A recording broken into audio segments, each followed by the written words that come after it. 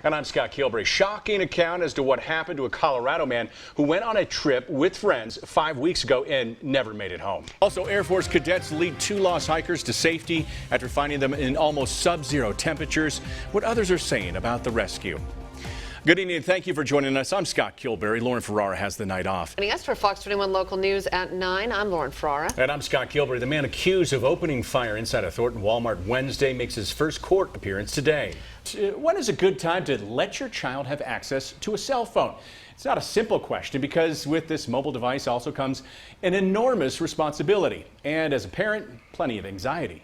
Facing a regrettable past, not always easy. Especially when it's a tattoo, but one local shop is offering to cover up certain racist tattoos and ink for free, and they're doing it all in an effort to rid the world of hate. Also, a man's tendency to stay in bed or on the couch might also be due to hardwiring. An ancient instinct may have helped them survive by avoiding predators when they were less capable of responding. You look. There it is. I'm wired to sit this way. He's okay? wired. He's. But I don't know about the man flu. I'm coming down with something else. I beg to differ on that one. Yeah. Supermoon. Astronomers say either right after sunset or minutes before the next sunrise. And remember, you have to jump into your Jimmy Stewart and say, you see that moon up there? No. Wonderful Life? Anybody? Police connecting these two cases?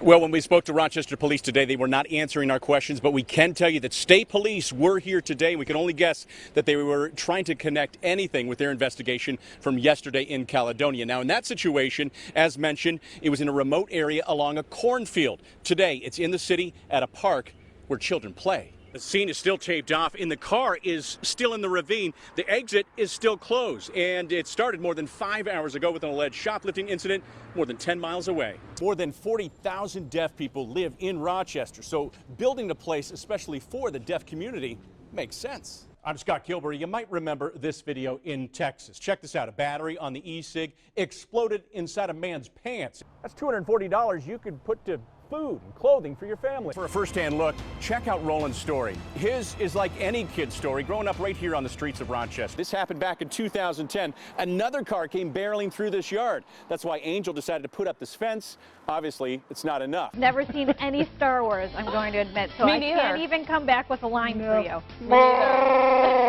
Why not? Biathlon. You know, it's that crazy sport where they cross-country ski and then shoot at targets in between breaths and then cross-country ski again. Judge James Pompiano is the man who declared the mistrial. I sat down with him in an exclusive one-on-one interview and asked him how he came to this controversial decision.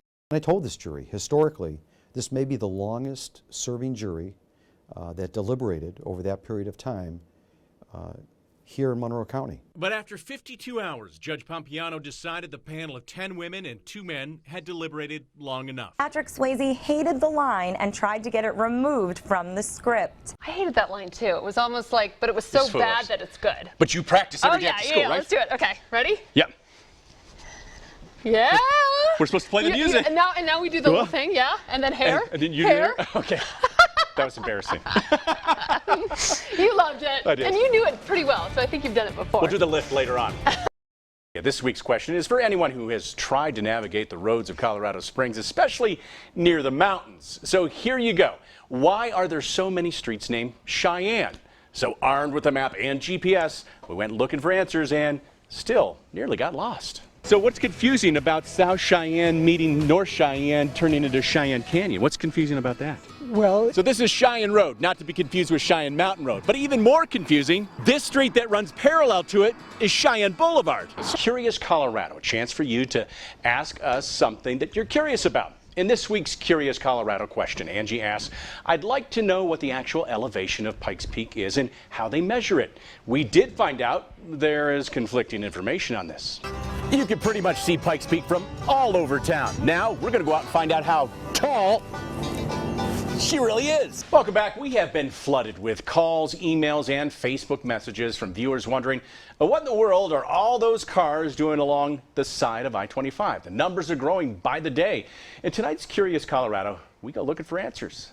Now, upon closer inspection, we could see that nearly every single one of these vehicles is a VW, and most of them not a scratch or dent on them. So we're wondering, what's wrong with them? Business owner says he's had enough. The intersection here was a crime scene just 2 nights ago, and unfortunately, it's not the only one in the area. When we spoke to those business owners and residents, they both said that if things don't get any better, they just might leave.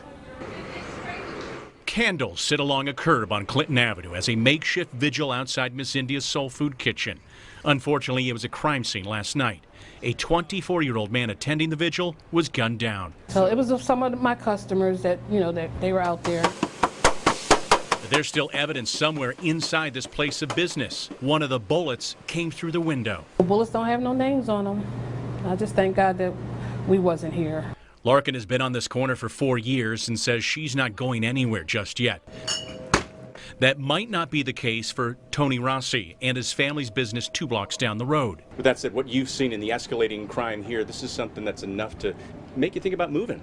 Yeah, Chester's been in this neighborhood 30 years. He's a big part of this community.